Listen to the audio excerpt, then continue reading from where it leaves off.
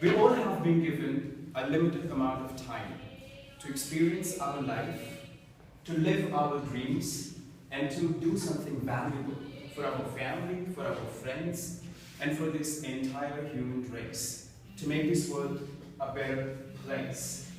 Let's start with this. May I request you all to close your eyes for a few seconds. Kindly think about your top 2 dreams that you wish to achieve.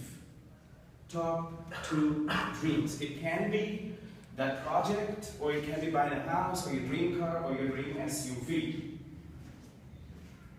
Now, kindly assign a year to your goal. By which year do you think you will be able to make it? Please open your eyes. Thank you so much. Okay, so why did I do this activity is because I believe what's lying between you and your dreams is these years. Time. Time is limited. We forget that we all have a limited amount of time that we are not even aware of.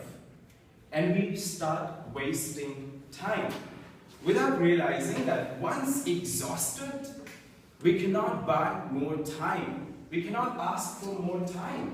I can save my money for later, but you cannot do that with time. I can share my money with you, but I cannot do that with time. Time is all we have. If used correctly, it can give you everything you want from your life, whether it be happiness, that relationship that you've been trying to work on, that goal, that management position, that dream car, or that dream house. But if neglected, it leaves you with very, very little, with regrets and with disappointments. We keep delaying things for tomorrow. What's the guarantee that you will see tomorrow? And let me ask you, is tomorrow going to be any better? Are you not going to feel sleepy, lazy even tomorrow? It's going to be same. Why not do that today that you've been waiting to act upon? There were a lot of people there yesterday that are not here today. There were a lot of opportunities there yesterday that are not here today. My mom, she had a lot in her mind. She had a to-do list to experience, to own, and to live with.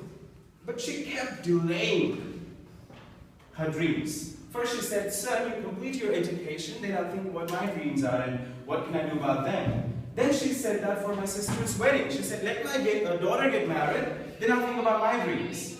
Then she said that for my father. "Let your dad get well, then I'll think what I have to do." I'm afraid that perfect time that she was waiting for never came through. There were a lot of people there yesterday that are not here today. I don't want you to delay your actions for tomorrow. I want you to take that first step today, because no moment is better than this moment. And we forget that. And this is sad that we abuse our time, the most valuable resource given to us, the best gift given by God is time. It is priceless. It cannot be bought. It cannot be taken from someone. People cannot share it with you. And we all have a limited amount of time. How many times have you ever regretted over wasting a whole day? Over wasting an entire weekend, wondering, did you do anything productive at all during the entire weekend? Ever happened to anyone? Think about it. Your time is really valuable.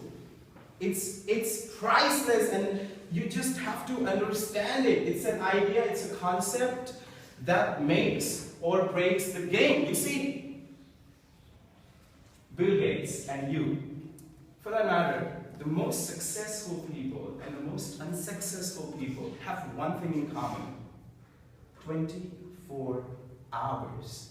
It's all about how you use it. That makes all the difference. How are you using your time? Does your routine look like you wake up, go to office, come back, sleep, wake up and go to office again? And do you follow that till Saturday?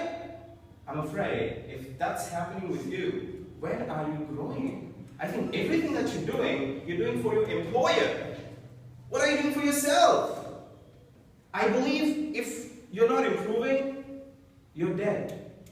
It is a very basic responsibility for human beings to improve and to do something for human race. You're not only responsible for you, you're responsible for everybody. You were not here if people wouldn't have supported you.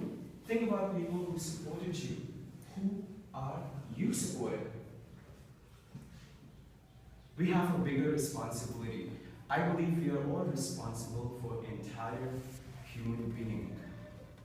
And it's time you start acting upon the things that have been waiting for a very long time.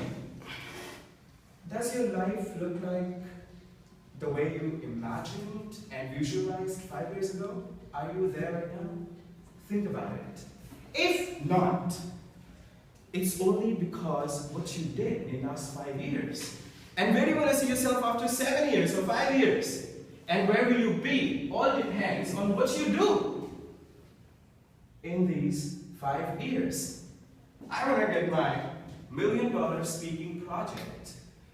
There is my project, and I believe I'll be able to get it by 2020. What lies between me and my project?